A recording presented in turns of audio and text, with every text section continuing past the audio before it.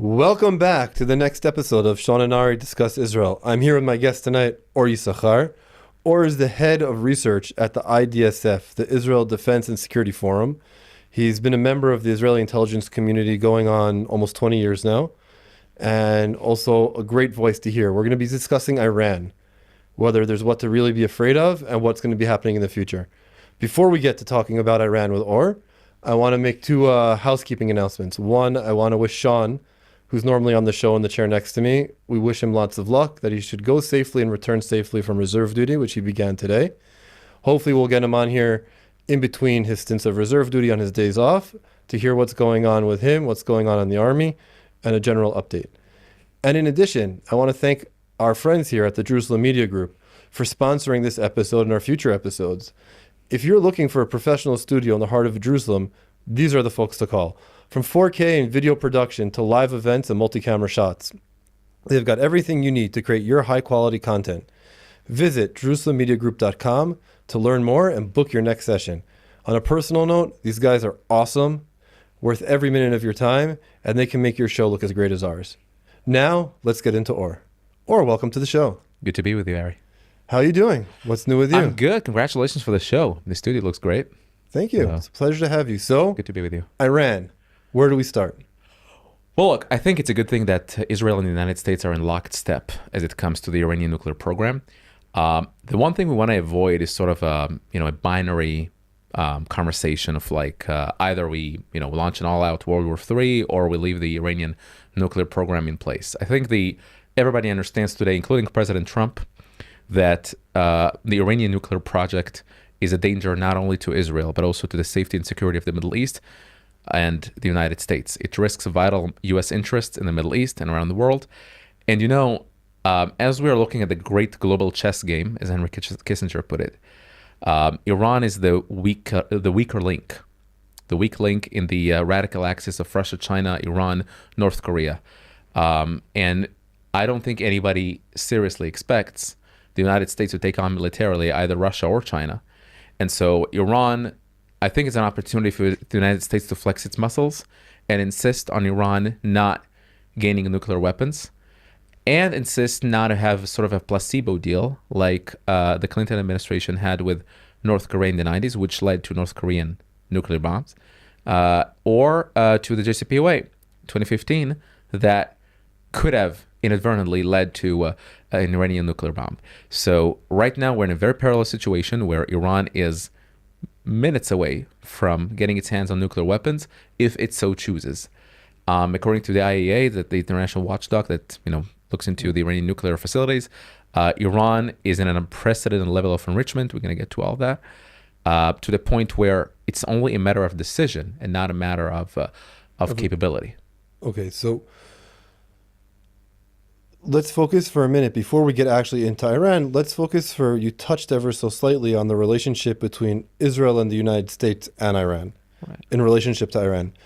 That you're saying that we're in lockstep with the United States from where you're sitting.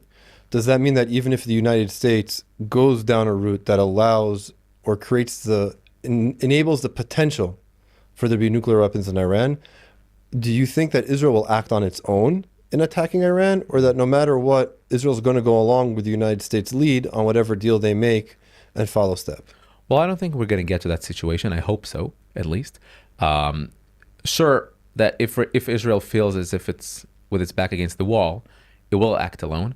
But with this administration, I'm sure that the understanding and the sort of the relationship is so close and so coordinated that I don't believe that the president will sort of throw Israel on the bus. I don't see that happen. I hope I'm not turn out to be wrong. But the thing with the Iran situation is that some people are concerned, rightfully so. The president might choose the way of a deal. And to be really honest with you, I hope the president succeeds, because if we get to sort of a peaceful solution with Iran, it's going to be a good thing for everyone. But let's not delude ourselves, because a peaceful doesn't mean appeasing. I don't want to get to a situation of a placebo deal like the JCPOA of 2015 with the Obama administration, where we sort of lied to ourselves, patted ourselves on the back, right? We got a nice deal with Iran, and in the end of it, we didn't get any. The facilities were not dismantled, centrifuges were not destroyed. not all the uranium was exported out of Iran. All these things that we all care about. And what's going to happen is that either one of the two things. Either Iran would sort of, it's a delay tactic. That's what they always do. They sort of, fudge their time into getting a bomb. Maybe in 4 years there's going to be another president, and then they're going to, break out to a nuclear bomb. Or they're going to use the time they're buying right now in order to get the bomb, and then it's going to be too late to act.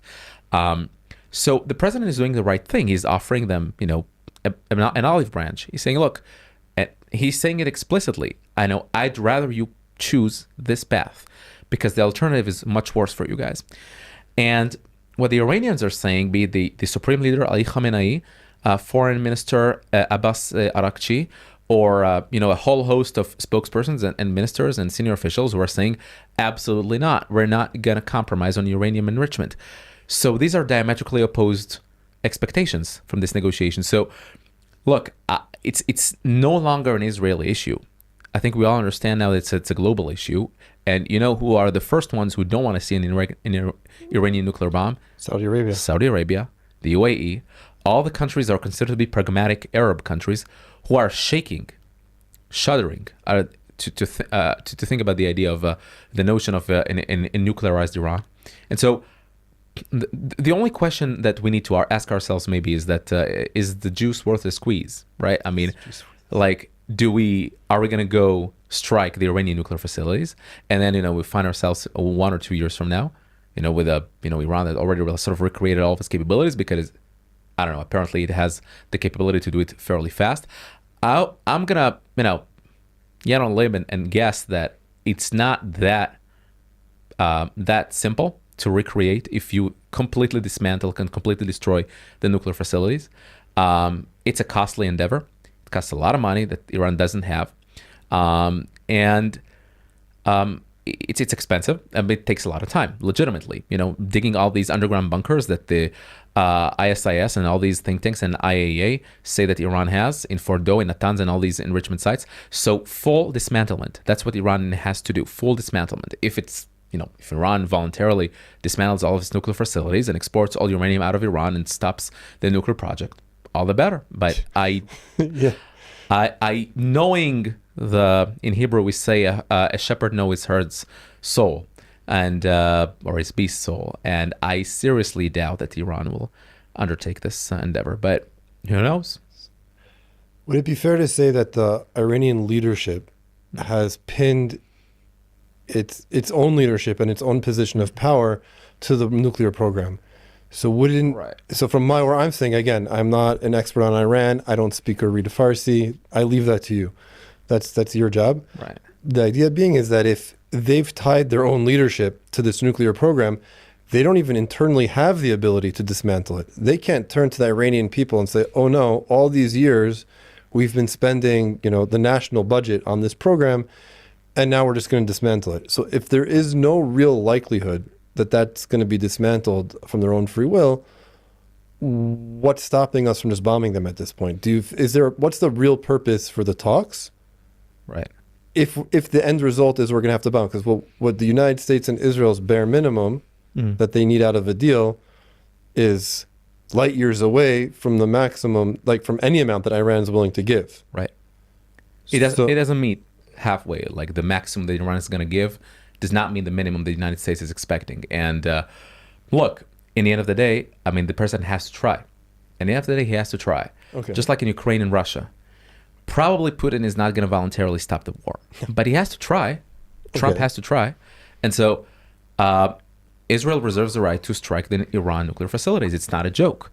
Iran is not going to, clutch nuclear weapons, get its hands on a nuclear weapon, and say, well, we're going to reserve our right to use it or not. We may or may not use it.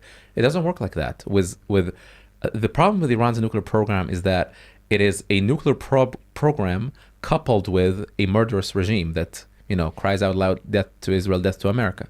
And so if you had a country like India or the United Kingdom, so their values are probably not diametrically opposed to the values of the West. Once you have, a theocratical dictatorship like Iran that was founded on the foundations of the Islamic Revolution that stipulates, that was Ayatollah Khomeini, who said that the Israel has to be destroyed. He called this the Zionist regime, a regime Sionisti. He says Israel has to be destroyed. This is a stepping stone toward instilling Iranian hegemony all over the Middle East. And, I've never heard of another country openly calling for another country's destruction. That's Ayatollah Khamenei of today is saying that Israel is a cancerous tumor. It has to be removed. And he actually has a speech with the title, Israel's Destruction Toward a Democratic Solution. Well, that's a fair way to put it. But the last time the Jews heard, the final solution to the Palestine problem, or the final solution in any way, shape, or form related to the Jewish people, we start, itching. So the good thing, again, I think the good thing is that we are seeing eye to eye as it relates to Iran with the current administration. Trump administration. I can see that Marco Rubio, Secretary of State, saying, I've never seen a more stark gap between a regime and its people. So this is certainly encouraging. So that leads me into changing directions a little bit. As someone who reads and speaks Farsi and is involved in Iran, what do you see that there is real distance between the leadership and the people of Iran? Is the broader question, but more specifically, when inevitably the United States and Israel and their other allies in the region do inevitably have to destroy the Iranian nuclear program, either by force or by dismantling it, does that then create the opportunity, the framework, the potential to have another Iranian revolution that is more in line with what it sounds like you're saying is the belief of the people of Iran and not the leadership? Well, the people of Iran have always had this tendency to revolutions. And they've had a number of revolutions over the past 150 years. And they always struggled with the notion of having some sort of an Iranian identity as opposed to their Persian identity. They struggled with their Muslim Shiite identity as opposed to their once Zoroastric identity. And they are a whole plethora of ethnic groups. The Persian ethnic group, for example, already was reduced up to 50% of the population. That's all. 50% of the population are ethnically Persian, as opposed to Turkmens and Azeri and Jews and Arabs. But there is always this enigma, right? Is the Enqilab Islami, the Islamic Revolution, akin to Mardom Irani, the Iranian people? The Islamic Revolution, the Iranian people. You don't always find, perfect similarity between the two. You can make the argument that most Iranians are peaceful and they don't see eye to eye with this regime. I don't know to say that's true. Okay. I do believe this regime enjoys a fair amount of popular support. We got 90 million people in Iran. No serious poll has been conducted. Social media is pretty regulated, and you got millions of bots out there that can paint a very fake picture. So you can make your own judgment. There's the only way you can go about it is either decide on your narrative and sort of backfill reality, backfill it with your narrative. Perceived reality or perceived notions. But the other way is to sort of look at the evidence, and the evidence is very confusing. I have to tell you, legitimately, many people in Iran are supporting the regime. What they are opposing is the economic destruction and the whole, undermine international status that the regime has fallen upon the Iranian people. Many in Iran, including obviously the popular movement of the students who are waving, the student girls who are waving their headscarves and all that exists. But it's a bit like saying that, up-down Harvard graduates are representing the entire American electorate. It just doesn't make sense. It just doesn't happen. So just like in the United States, Iran is extremely diverse. I would not go as far as to say that the regime is entirely legitimate in the eyes of all 90 million people in Iran. I will say there is a fair amount of criticism toward the regime among all classes, among all layers of parts of the population. But to be honest, I do think that most of the Iranian people are people of faith. I don't believe that most Iranians want a liberal democracy. I don't believe that most Iranians want, very close relationship with Israel. And I think many of them do. So are those who do forming, a critical mass of the population, so that in the eventuality of a regime change in Iran, you're going to have a whole new relationship with Israel. I don't know. I wouldn't sign up for that. I wouldn't take it to the bank. All right, okay. But I will say that just like the PLO or Hamas educated, not to create a comparison, not to draw necessarily this comparison, but they've educated the Palestinian people for decades to hate Israel. There has to be some, ramifications, some effect to this very anti-Semitic regime on the mindset of the Iranian people. We mentioned for a minute that in order that Saudi Arabia and the UAE are the two players on the field that are maybe as afraid of Iran having a nuclear weapon as Israel, if not even more afraid of Iran having a nuclear weapon. Right. And that, as we saw in the previous time when Israel attacked Iran, it was last year already. It was after the second time they launched hundreds of cruise missiles at us, when we went and directly attacked. That was early October 24. Early October 24. There was direct cooperation between Israel under the United States with Saudi Arabia and Jordan, I believe with the UAE as well. I don't remember the exact details. Of course, I was in Gaza at the time.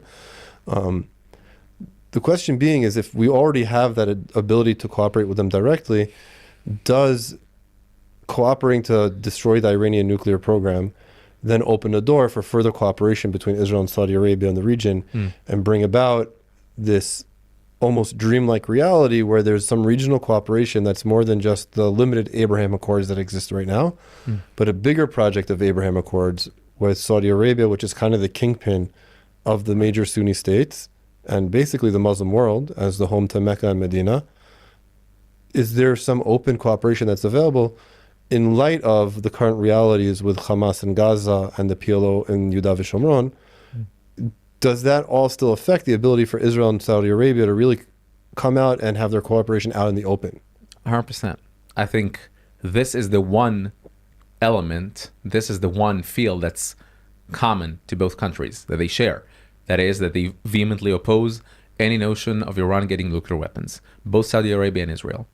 And they saw it in the 2019 Iranian bombing of their Urais and Qubaik, the two oil facilities in Saudi Arabia, where right about 5% of the entire global oil production was just lit on fire.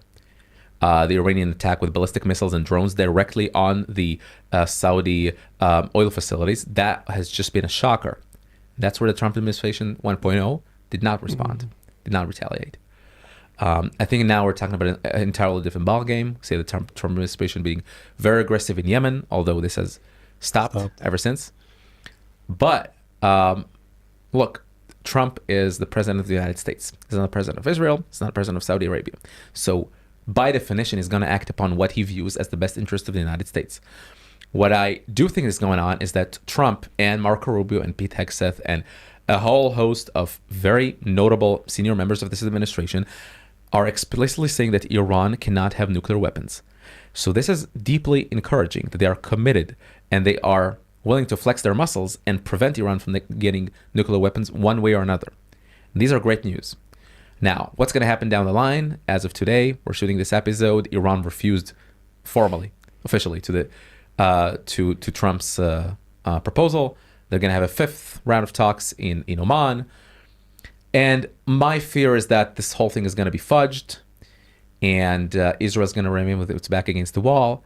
But I do think in the end, what best serves the best interest of the region, peace or prosperity in the region, is to get rid of the Iranian nuclear program one way or another. And that's going to pave the path to Israeli-Saudi normalization. Bear in mind that the Saudis, not too many people know it, but the Saudis are actually some of the loudest critics of Iran's nuclear program behind closed doors. And sometimes out of the open. I remember back a few years ago in the Munich Security Conference, the UAE, Saudi foreign ministers, senior members of their administrations spoke. They were more hawkish sometimes than the American and Israeli counterparts as it relates to Iran. There were Saudi diplomats who were quoting as saying that with the kind of money that we gave the Palestinians, they could have floored Palestine with gold, and they were not intelligent enough to join hand with us against the Iranian nuclear bomb. I guess if Iran gets nuclear weapons and throw it on Israel, I guess some Palestinians will be hurt. They didn't quite muster the courage to to do that. I just don't think we can take any chances of like letting Iran have that dilemma, of Do I choosing use it or do whether I or not not. use it? Yeah, I don't think they should even have to possess any dilemma in their hands. Like if you look at the recent IAEA report, you see how they, as of late May 2025, a very recent report, where it said that Iran has already obtained over 4 kilograms of 60% enriched uranium, which in English means that they have a hell of a lot of enriched uranium, and they can choose to if they so choose, they can get 60% is almost weapons grade, 90% is weapons grade enriched uranium. If they wish, they can put their hands off on 90% enriched uranium within 2 to 3 days. All right, Wow. sufficient for the first nuclear bomb. In the first month, if you counted by 25 kilos per nuclear bomb, they could make it.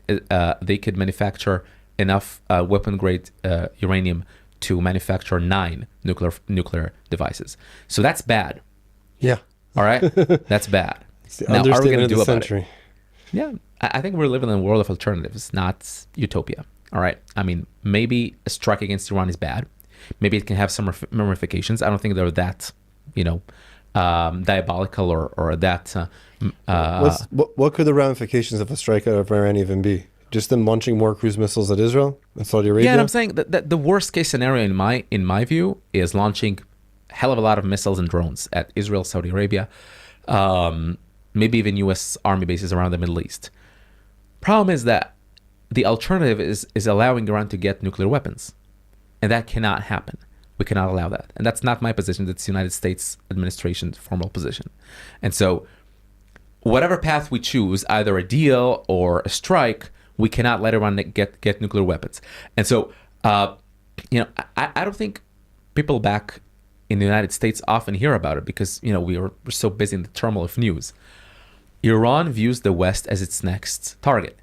I remember Khamenei, the leader of Iran, who was calling the shots, by the way, in Iran. Mm-hmm. It's not the president, it's not the whatever, foreign minister. It's the leader who calls the shots. And he said in a recent speech, he likes giving speeches and sermons, he was referring to college campuses, students in college campuses in the United States. He said, Shoma shachei as jabhei moravemat shodein, means in English, you have become a branch of the resistance front. Imagine the resistance front, meaning that those, quite confused little teenagers marching around college campuses, their flags and kafiyas supporting right, those very same people. Globalize the jihad. Right, globalized intifada. What does that mean? Globalized intifada, sorry. Slaughter all the Jews, right? And globalized jihad too, by the way. It's not just slaughter Jews, it's slaughter the infidels. So it's, Yep. it's the Christians, it's the Jews, it's any non-Muslim believer. Absolutely, and I think Muslims who don't share their faith as well, that don't share The Shia faith. the radical Iranian beliefs as well. When they say like globalized intifada or from the river to the sea, he views it as a win for Iran, for the Iranian regime, not for the Iranian people, the Iranian regime, and it's a bit like the USSR, the Soviet Union, that for them it doesn't really matter what the topic is. What matters is to undermine stability in the Western world. And so if protests in college campuses are on the streets are going to destabilize the American homeland or the domestic front in the United States, that's good for them. That's a win. And so anything that undermines the unity and cohesion of the American society, for them, it's a win.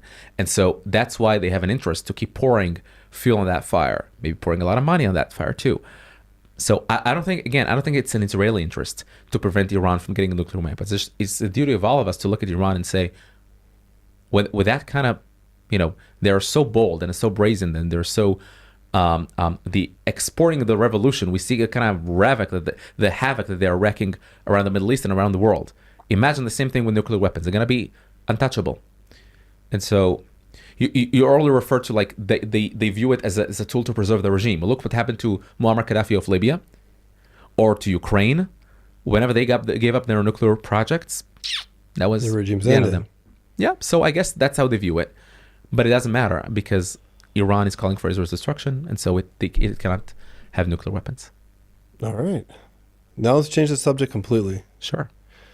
I want to go now and touch for a minute we spoke about Iran and the threat and how it seems like we're inevitably going to have to destroy the program either voluntarily, which we both, smirk at because no one's going to voluntarily give it up, Right. or eventually a joint attack, with the Israel, U.S. and their partners in the region, destabilizing the U.S., destabilizing Iran, one way or the other. That's the reality we're looking at moving forward.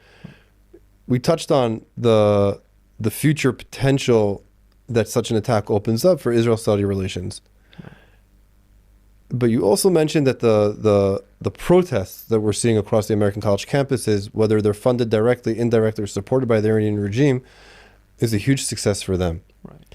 I want to shift the lens now and focus internally in Israel. When we see what's shaking the foundations of unity in Israel are the constant, we talked about it first as the anti-judicial reform protests, which turned into Kaplan, which turned into now the anti-war protests, where everything is about making a deal and capitulating to Hamas to bring home the hostages. Right. And the question is, can maybe the Iranian regime be viewing what's going on here internally in Israel and the disunity that's being sowed on the streets by a small percentage of the society? Could that be viewed as a success for them as well, that they would be looking to capitalize on in the next Israeli election, whether we're now recording on Tuesday, we might be in elections tomorrow before this is aired, and we might be again in months from now, who knows? But could they be viewing that as a way to destabilize Israel and accomplish their goals of destroying Israel, which they clearly didn't succeed with weapons with Hamas and Hezbollah, maybe destroyed from the inside out, which has always been the downfall of the nation of Israel, is our internal strife? 100%. 100%. Because Iran knows, as the Palestinians know, that Israel's number one strategic asset is its national unity. 100%. And so you're in a tank or you're in any military base and you're serving together with people from the right, left, and center. Jews and non-Jews, by the way. And you fight together these very radical enemies. And they know that, you may go out to your cafes or in your street corner and start talking about those lunatic right-wingers or the lunatic left-wingers. But when you're in between, the four walls of the military base, so to speak, or inside a tank together, you leave all that aside. And you know it better than I do. So this is so inspiring that I think for them, they sort of mark this as the number one target of the Iranian regime and the sort of the Palestinian, I would say, propaganda movement. Unfortunately, some in Israel bought into that narrative. And look, we're not IDSF, neither nor me. We're not particularly political. And we always talk about what Israel needs to win in Israel's national security interests. But, you can't ignore that a very tiny fracture of the population has taken upon himself to oppose anything that reflects a Jewish identity of the state. And to be really honest, I don't think they're interested to have Israel win this war. They're openly saying it. For them, it's returning the hostages and ending the war. To quote one major general, he said, Hamas is years away from ever, recreating its capabilities or reestablishing its capabilities. Well, that's not good enough because we don't want to see another October 7 a few years from now. They keep telling us that next time we're going to be ready. We're going to be prepared. Well, I don't know we can take that chance. And so the goal, imagine what a waste of blood and treasure a year and a half into the war, only to find ourselves back to square one. We give up control of the Gaza Strip, give up all that. So, I of course, the hostages, in my view, is a strategic objective of this war. You cannot end this war without bringing back all of them. But I don't think that some former generals and some social figures who are openly undermining the notion of a victory in this war. And to me, that's a national asset to have victory in this war. It's not just a slogan. To me, it's going to have, ripple effects across the Middle East. Saudi Arabia is looking at Hamas and looking at Gaza and privately tells Israel, we're going to have to win this war because we cannot risk the Muslim Brotherhood here at home in Riyadh be inspired by Muslim Brotherhood in Gaza, which is Hamas. We cannot allow that to happen. And so, we do want you guys to wrap up this whole Gaza affair fairly quickly, right? But we also don't want you to go back to square one. I just think that they, just like the USSR, if you remember Bezmenov, that Soviet agent, said that the number one asset is to sort of hammer into the fault lines of the American society. So it called it ideological subversion. He wanted the American society to fall. And so, just like you said, from the inside out, if you can't, force a military victory on Israel, sort of to win Israel over in the battlefield, sort of try to win over hearts and minds. And I think the vast majority of the Israeli public is not there. But, any loud minority can, create a strong enough effect. Right. All right. So, Laura, last question. We end every show, as is customary with Shauna. We end every show on an optimistic, positive note. That's fantastic. So before we ask you to share with us what your optimistic thought, after talking about everything we just spoke about, what there is to be hopeful for and positive about our future going on from here, I just want to remind all of our listeners. First of all, again, thank you to our sponsors for the show, the Jerusalem Media Group. And remember, like, share, comment, tell your grandma, tell your aunt, tell your uncle, tell everyone, get the content out there, because again, the more you know, the stronger you are. Now back to Or. Right. One last comment. What's going on today? What do you see happening? What is it that gives you hope for a strong and positive future for the state of Israel and the Jewish people? The spark in the eyes of the younger generation. Absolutely. Look, I being Jewish, we always talk about all the threats and all the malaise and all the the bad things that can happen to us. That's natural, all right? But we cannot ignore, I don't say the glass half full. I think the glass is 90% full, honestly. With everything that I just described, and it may sound pretty rough. Look, I don't think the state of Israel would have made it so far had it not been for the ingenuity and the belief in the righteousness of the cause and the spark in the eyes of the younger generation. I'm inspired by them. I remember 1 month into the massacre, I was pretty down, I have to admit. Early November 23, and I came to a pre-military class. Pre-military program with youngsters who are 18, and instead of going straight to the military from once graduating from high school, they join this 1 year where they can, share their experiences and sort of grow up and find their identity. And I came to energize them. They energized me in the end because they just wanted to know more, and they sort of wanted to join the most, combatant IDF unit they could find, and they were one was more Zionist than the other.